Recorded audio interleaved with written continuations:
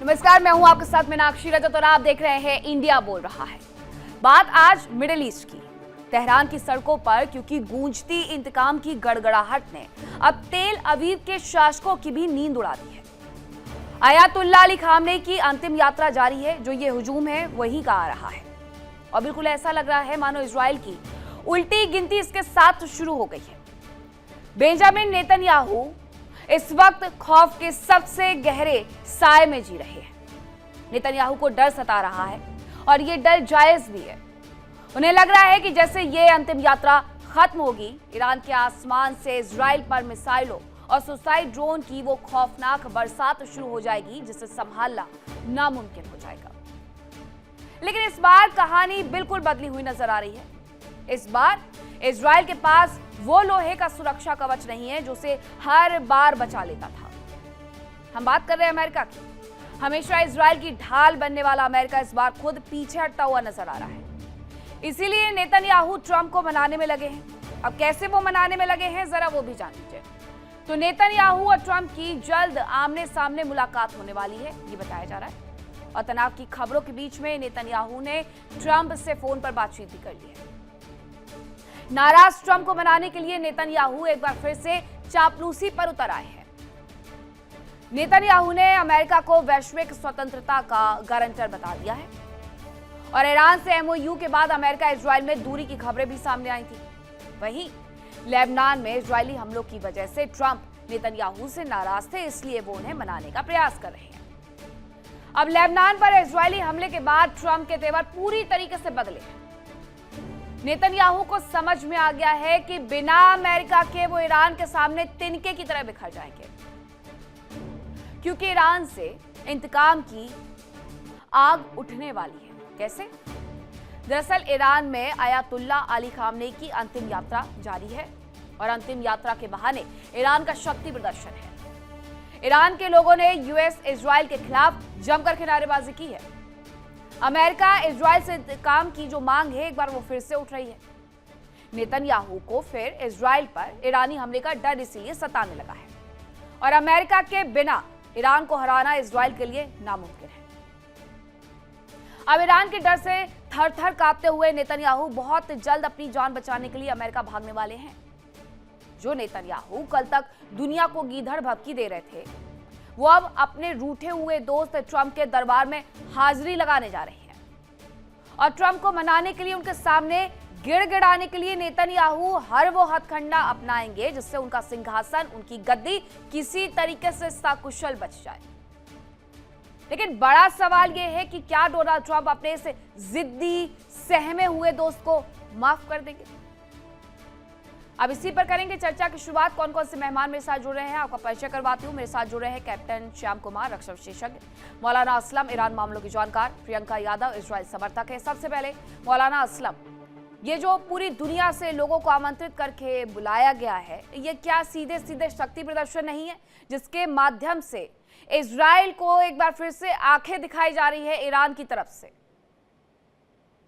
जी मीनाक्षी जी, नमस्कार आपको भी और आपके तमाम पैनल में बैठे हुए लोगों को, जो हमारे पैनलिस्ट हैं, जो एक्सपर्ट हैं, उनको मैं आदाब करता हूं, जय हिंद कहता हूं। सवाल आपका बहुत प्यारा है और मैं चाहता ही हूं कि मुझे 2 मिनट प्लीज़ दीजिए मैडम, ताकि मैं कुछ बातें इस सिलसिले में आपके सामने बयान कर सकूं। ये पूरी दुनिया के जो एक्सपर्ट हैं, जो डिफेंस एक्सपर्ट हैं या जो वार एक्सपर्ट हैं, पूरी दुनिया के, वो एक बात मिलकर कह रहे हैं कि अमेरिका और इजराइल से मिसकैलकुलेशन ईरान के बारे में हो गया। इन दोनों मुल्कों ने ये सोचा था कि हम अगर ईरान के सुप्रीम लीडर को ख़त्म कर देंगे तो ईरान भी ख़त्म हो जाएगा। मुझे ऐसा लगता है कि किसी ने डोनाल्ड ट्रंप को और नेतन्याहू को ये बताया था कि ईरान की जो आत्मा है, ईरान की जो रूह है और जो सोल है, वो आयतुल्लाह ख़ामेनेई है। अगर हम आयतुल्लाह ख़ामेनेई को शहीद कर देंगे, असैसिनेट कर देंगे, तो वो आत्मा को गोया ख़त्म कर देंगे। और आप जानती हैं मैडम कि जब किसी जिस्म से किसी बदन से उसकी रूह और आत्मा निकाल ली जाए, तो वो बदन बदन जो है वो मर जाता है। इन दोनों कंट्री ने यही सोचा था कि ख़ामनेई साहब के जाने के बाद यानी बिल्कुल ऐसा ही होगा जैसे किसी इंसान के जिस्म से उसकी सोल निकाल ली हो। और ये सोचकर उन्होंने हमला किया और हमला करके आयतुल्लाह ख़ामनेई को शहीद कर दिया। नतीजा क्या हुआ दुनिया जानती है कि आज वो ईरान जो एक ज़माने में 15% लोग ईरान में इस शासन के और आयतुल्लाह ख़ामनेई के एंटी और मुखालिफ थे, वो लोग भी आयतुल्लाह ख़ामनेई की हिमायत में सड़कों पे निकल आए हैं। अनुमान जो है वो ये है कि ईरान से लेकर इराक़ तक जी। हम सब जानते हैं कि तेहरान और मशहद और क़ुम, करबला और नजफ़ इन 5 शहरों में अयतुल्लाह ख़ामनेई के ताबूत को ले जाया जाएगा हुँ, और वहाँ उनके जो चाहने वाले हैं, हुँ। वो उन्हें कांधा देंगे। आप जानती हैं मैडम कि इमाम ख़ुमैनी जब 89 में इस दुनिया से गए थे, तो 12 मिलियन लोगों ने उनके जनाज़े में शिरकत की थी। हुँ। ये वो बात है जो मैं हवा में नहीं कह रहा हूँ, बल्कि आप चेक कीजिएगा गिनीज़ बुक में भी ये बात बताई गई है, ये जी। रिकॉर्ड मौजूद है। लेकिन अब वो रिकॉर्ड जो अब वो इमाम रिकॉर्ड भी ख़ुमैनी का टूटने था वाला है और वो तस्वीरें तेहरान से जो आ रही हैं वो ये बता भी रही हैं। लेकिन प्रियंका जी, अचानक से इजराइल को अमेरिका की याद आ गई है। अभी तक ये कहा जा रहा था कि ये युद्ध तब समाप्त होगा जब इजरायली डिफेंस फोर्स चाहेगी, ना कि अमेरिका चाहेगा। नमस्कार मीनाक्षी जी।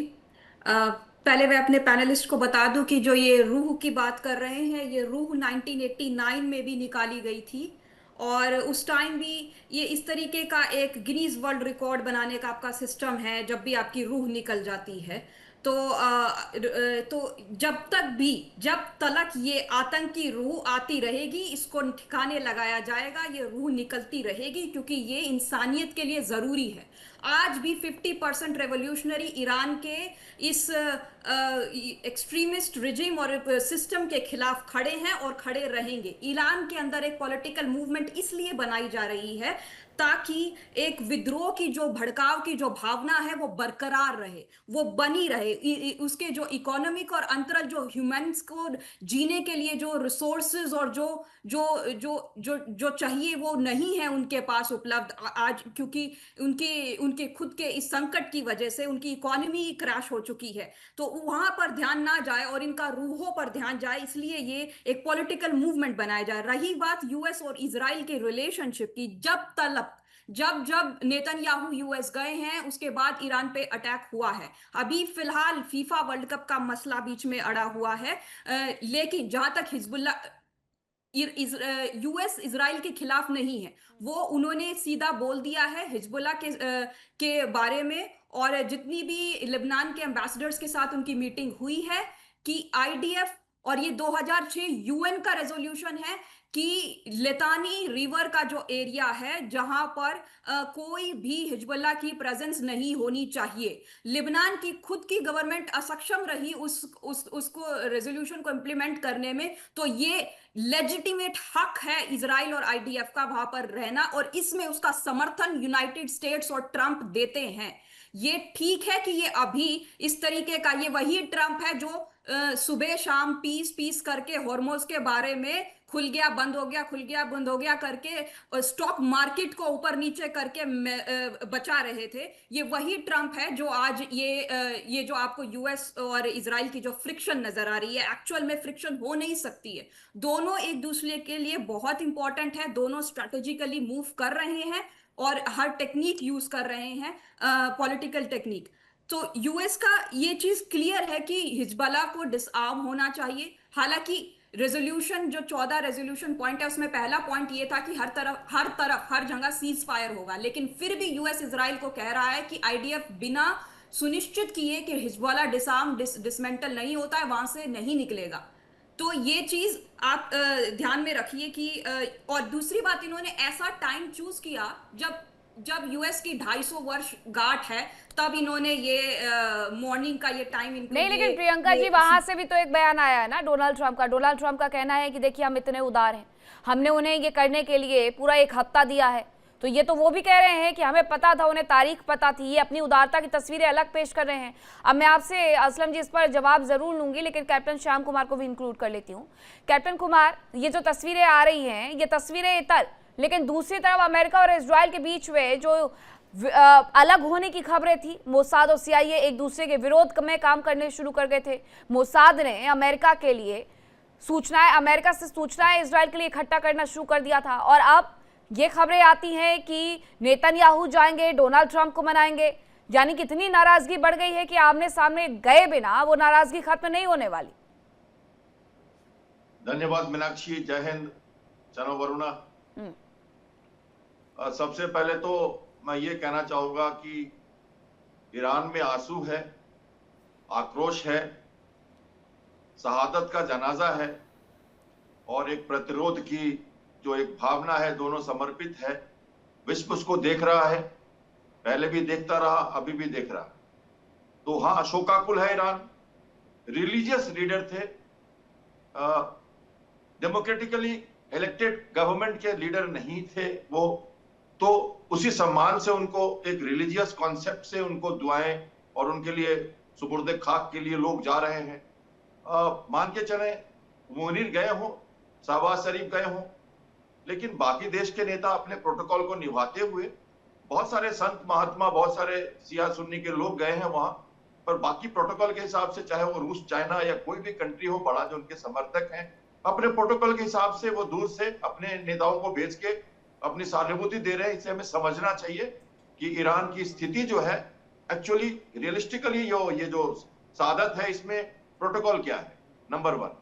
नंबर 2, आपको मान के चलना पड़ेगा कि बहुत लोग कहते हैं कि इजराइल ने अमेरिका को गल्फ के पानी के उबाल को ठंडा करने के लिए बुला लिया या तेहरान की शक्ति को खत्म करने के लिए बुला लिया।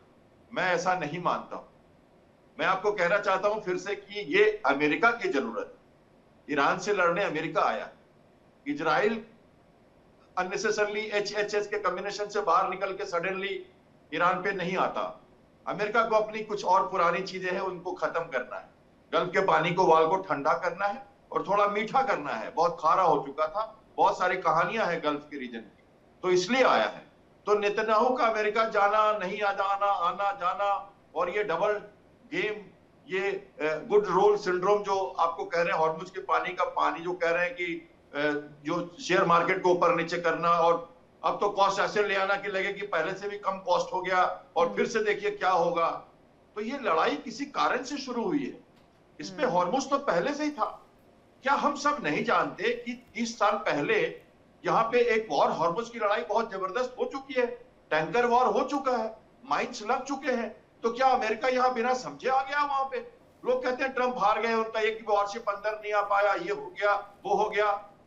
एक बात सुनिए, कतार पे जब अटैक हुआ 12वें दिन में, तो युद्ध बंद कर दिया दोनों ने, और उसके बाद एक नेवल ऑफिसर को लाया गया और मैरिटाइम एंगेजमेंट के तहत पूरी तैयारी हुई और फिर ये लड़ाई शुरू हुई। तो पहले से अमेरिका जानता था, यानी कि सब कुछ पहले से ही तय था। कैप्टन कुमार, मौलाना असलम, आप प्रियंका जी की तमाम बातें सुन चुके हैं, उन पर आप जवाब भी देना चाह रहे थे, लेकिन मेरा एक सवाल भी है कि इसके साथ साथ गल्फ कंट्रीज का हुआ क्या? आधे पहुंचे, आधे नदारद। देखिए, ईरान के साथ पहले भी गल्फ कंट्रीज के लोग नहीं थे, लेकिन जंग के बाद थोड़ी तब्दीली आई है, और वो ये है कि सऊदी और कतर के लोग भी, डेलीगेशन इनका भी इसमें पहुंचा है। सऊदी जो ईरान का सबसे बड़ा दुश्मन था, वो आज आयतुल्लाह खामनाई के जनाजे में शिरकत करने के लिए अपना नुमाइंदा, अपना डेलीगेशन भेज रहा है।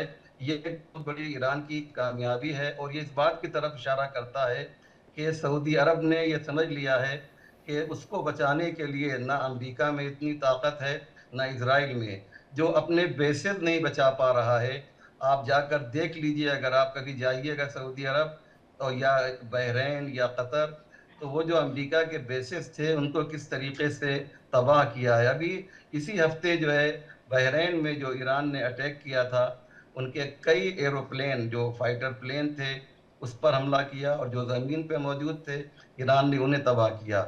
मैं दूसरी बात करना चाहता हूँ, प्रियंका जी ने बहुत ही गलत तरीके से आतंकी सोल जो कहा है, मैं इसकी घोर और शिद्दत से मजम्मत करता हूँ। मैं नहीं चाह रहा था कि मैं इनको जवाब दूँ, लेकिन इन्होंने हमारे एक शिया धार्मिक लीडर हैं, आयतुल्लाह खामनाई कोई सियासी लीडर नहीं है।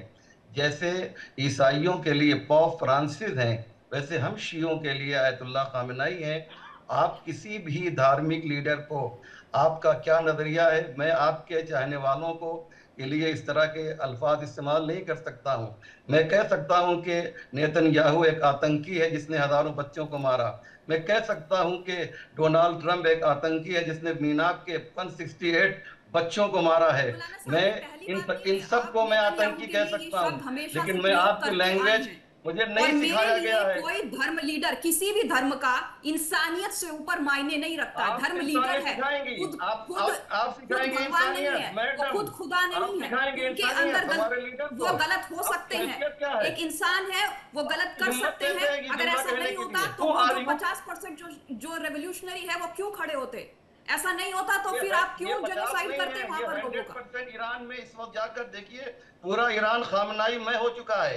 2 करोड़ जी लोग जो है नहीं, इस वक्त खाली तेहरान में मौजूद आप ये हैं। प्रोपोगंडा चला रहे हैं जो आपने ये 1989 प्रोपेगेंडा में भी है। किया था। आपको आपकी ये फोटो टेक्निक होती है, वीडियो आप दिखाई गिनीज नहीं दे वर्ल्ड रहा है। रिकॉर्ड बनाते हैं मातम का। आप क्या कीजिए, ये आपकी चश्मे को टेक्निक चेंज होती है। कीजिए। आप एक और उग्रता इंडिया दिल्ली के ऊपर जो को अभी जो बरकरार वहां रखने के के जो लिए, वीडियो क्योंकि दिखाए आप जा रहे बाकी हैं के ईरान मुद्दे के, छुपाना प्लीज चाहते हैं। उसको एक बार फिर देखिएगा तन्हाई में। तो आपने जो गलती की है वो अभी बहुत तक तो बड़ी गलती की यूरेनियम है। का मसला था। शिया 2100 कौम किलोग्राम आपको इससे माफी प्लूटोनियम नहीं बुशहर देगी। के अंदर क्या कर मैडम, रहा है? आपने जो अब सिर्फ आतंकी एक रू मसला कहा है, नहीं है।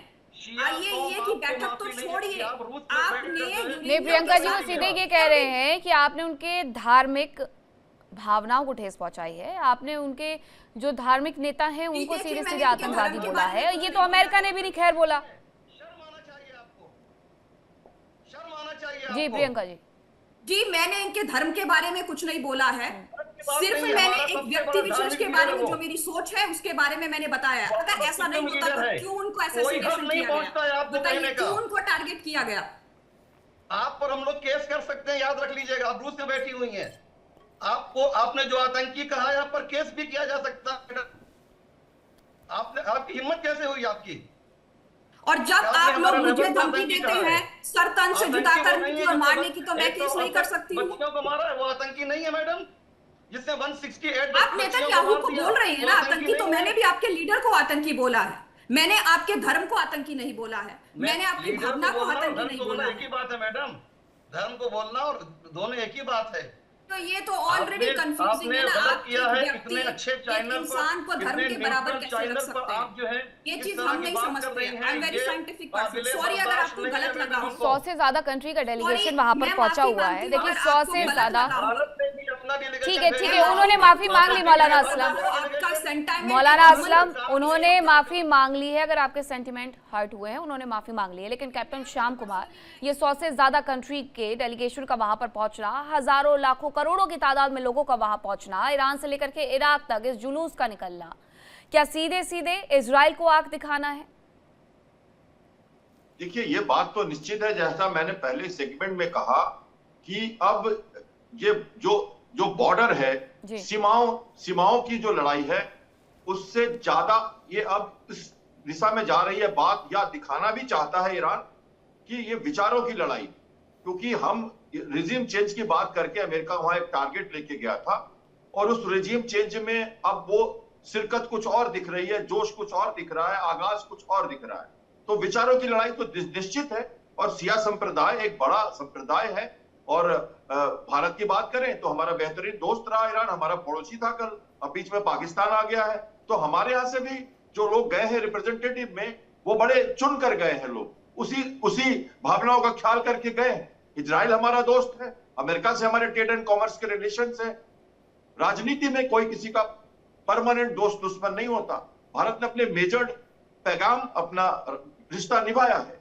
तो यस, ये बातें एक तरफ, सामाजिक बातें एक तरफ, रुझान एक तरफ, और जो लड़ाई और जो टैक्टिकल बातें, जो मिलिट्री ऑपरेशंस हो रहे हैं, वो एक तरफ। इन दोनों को समझना होगा। यस, ट्रंप ने कल मीटिंग की, अपने जनरल्स को उन्होंने कॉशन किया कि अभी हम उन पे अटैक नहीं करेंगे।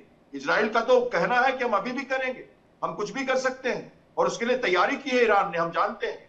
लेकिन अमेरिका के प्रेसिडेंट ने एक गुड बॉय सिग्नेचर के रूप में फिर से कहा कि हम जब 18 अगस्त का टाइम ले चुके हैं, तो हम इसको यूज करना चाहते हैं न्यूक्लियर डिस्कलेशन के लिए, और देयरफॉर अभी हम अटैक नहीं करेंगे। लेकिन हाँ, इस बीच में कोई छुटपुट, कोई एक शिप को टक्कर लगती है, कहीं कुछ होता है, तो उसका प्रभाव आपस में पड़ेगा, और शायद उसके लिए रेस्ट्रेंट करने की कोशिश नेतन्याहू करे न करे, पर ट्रंप जरूर करेंगे, क्योंकि वो चाहते हैं कि विश्व में उनकी छवि पीसफुल नेता की तरह भी बने।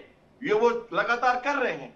तो वो उन्होंने वॉर रोका ही इसीलिए, वॉर को स्लो किया ही इसीलिए है कि मैंने कोशिश की ईरान को, जैसा सब कहते हैं, मैं नहीं कहता या कोई नहीं कहता, मैं एक नेचुरल आर्गुमेंट देना चाहता हूं कि रोक स्टेट मानकर अमेरिका वहां आया, गलत हाथ में पड़ जाए न्यूक्लियर सिस्टम या मिसाइल्स, इसलिए आया, रेसिस्टेंस फोर्स को हेल्प करता है ईरान, इसलिए आया। ये अमेरिका का नैरेटिव है, तो उस हिसाब से वो उस नैरेटिव पर चल रहे हैं और हम उसकी आकलन कर रहे हैं। कोई किसी का पक्ष विपक्ष करने की जरूरत नहीं। एज ए मिलिट्री एक्सपर्ट और इंटरनेशनल स्ट्रैटेजी की बातें मैं करूं तो ऐसे विश्व इसको नैरेटिव लेके देख रहा है, वरना अमेरिका आया क्यों?